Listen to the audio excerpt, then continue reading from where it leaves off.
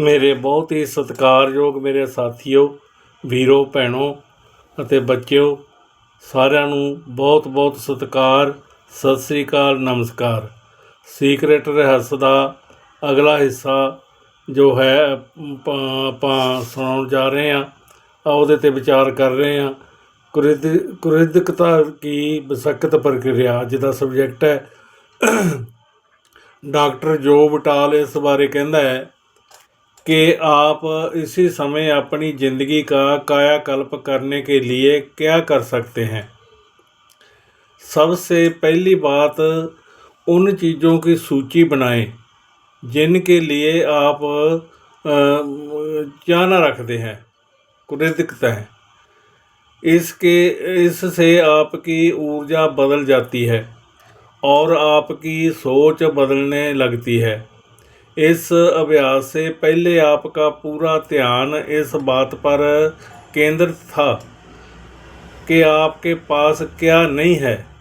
आपका ध्यान अपनी शिकायतों और समस्याओं पर केंद्रित था। लेकिन इस अभ्यास को करने के बाद आप इस अलग दिशा में मूड में जाते हैं।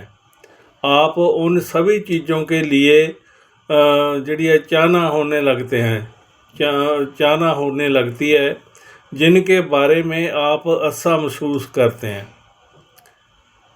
कुरिदकता आपके मतलब भाव चाहना आपके समूचे मस्तिष्क को ब्रह्मांड की रचनात्मक ऊर्जाओं के करीबी सामंजस्य से लाती है, सामंजस्य ले आती है, मतलब ताकत ले जाती है।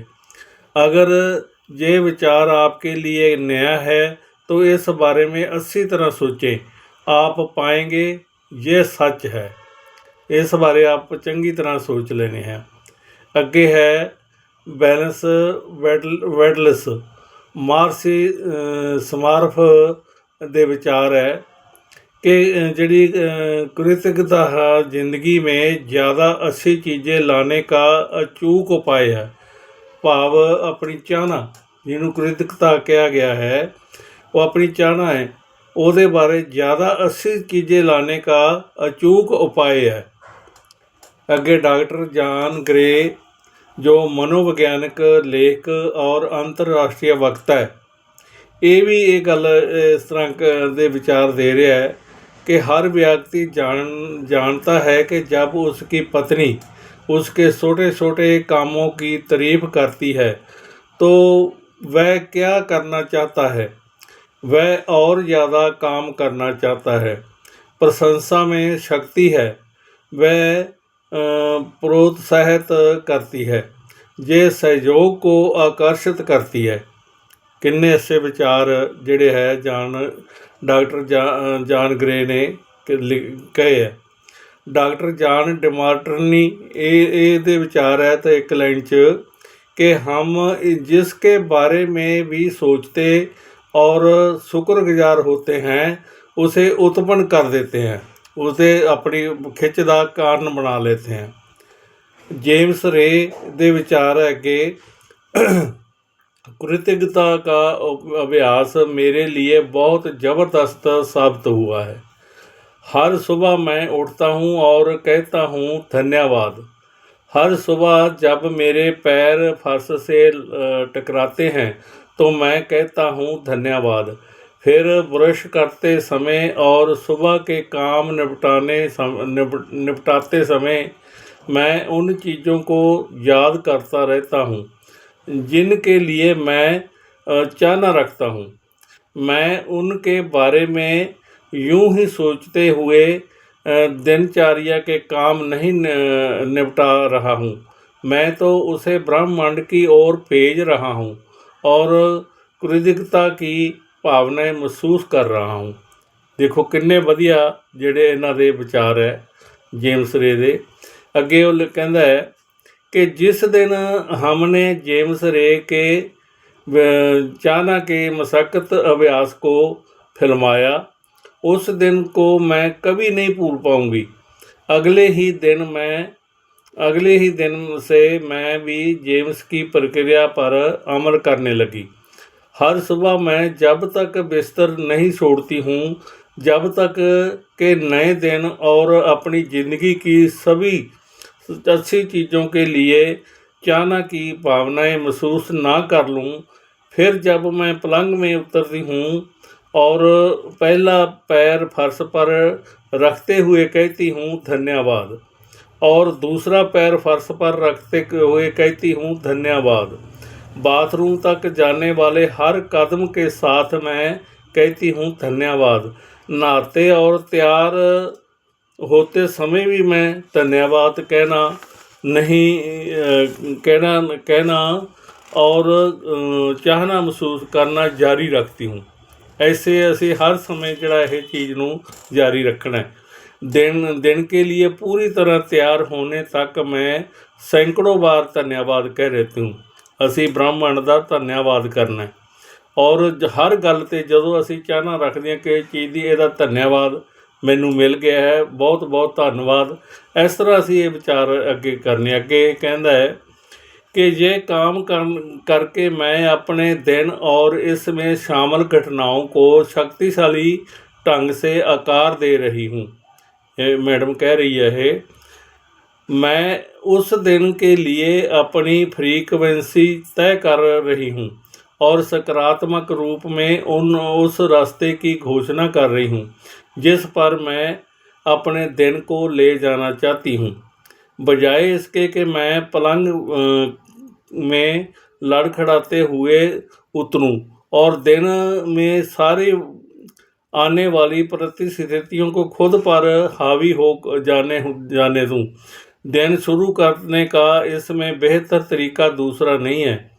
आप अपने जीवन के निर्माता हैं, इसलिए अपने हर दिन का सकारात्मक निर्माण करने के बाद ही उसे शुरू करें। ਅਸੀਂ ਪਹਿਲਾਂ ਹੀ ਐਸਾ ਪ੍ਰਬੰਧ ਕਰਨਾ ਆਪਦੀ ਸੋਚ ਦੇ ਨਾਲ। ਅੱਗੇ ਜਿਹੜੇ चाहना इतिहास में कवि सभी महान अवतारों की नसीहत का आधारभूत है अंग है रहा है।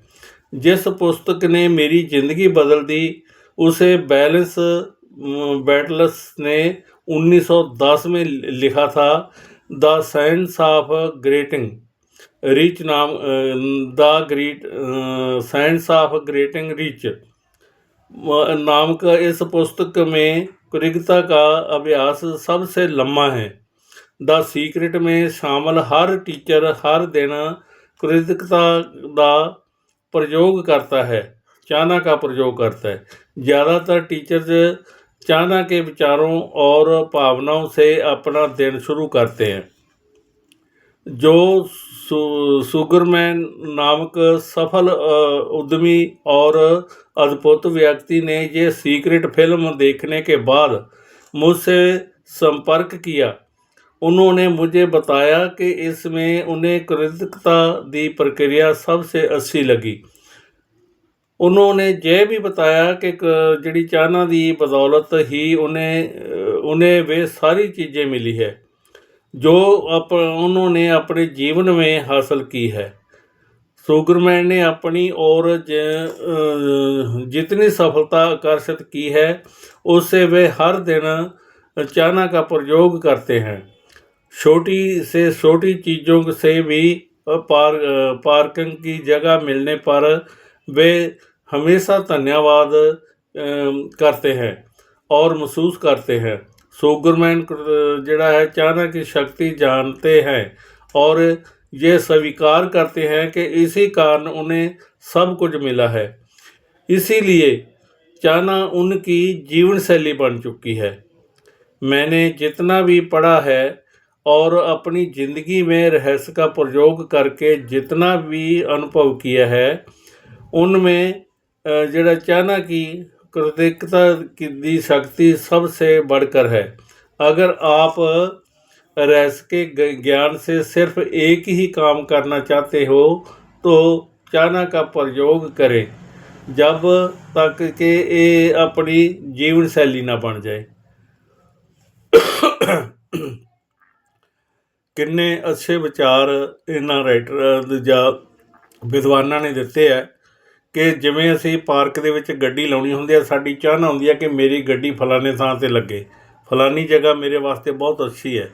तो जद असीं जाने हैं तो ऐसी जो चाहना साडी ये पूर्ण होंदी है कि कई बार आपां देखण नूं मिलदा है कि उस जगह ते जिथे असीं गड्डी लाउणी हुंदी उत्थों पहला खड़ी गड्डी नूं ओह जिस दी गड्डी हुंदी है ओह लैके पहला तुर जांदा, साडे वास्ते जगह खाली मिलदी है। ये सिर्फ साडी चाहना दा हिस्सा है। किन्ने वधिया विचार ने, असीं इन्हां ते अमल करिए, अमल करके आपां भी इस तो अगे वधदे चले जाइए। ते सारिआं नूं बहुत बहुत धन्नवाद। सारिआं दा बहुत बहुत धन्नवाद। आप जी बड़ा सहयोग दिता इहदे विच, दे रहे हो। ते सारिआं नूं बार बार बेनती यही है कि आप इहदे नाल जुड़दे जाओ, ऐसे ऐसे विचार प्राप्त करते जाओ तां कि असीं जिंदगी नूं अपनी नूं खुशहाल बना सकीए। इन्ना ही कहंदा होया खिमा दा जाचकां। द सीक्रेट रैस दी जिहड़ी रोहाना बौंड लेखिका है, बड़े सुंदर विचार इहदे आपां ते विचार कर रहे हैं और इहदे ते अमल करते चले जाइए। सारिआं नूं नमस्कार, सत श्री अकाल। बाकी हिस्सा कल नूं पेश किया जाएगा।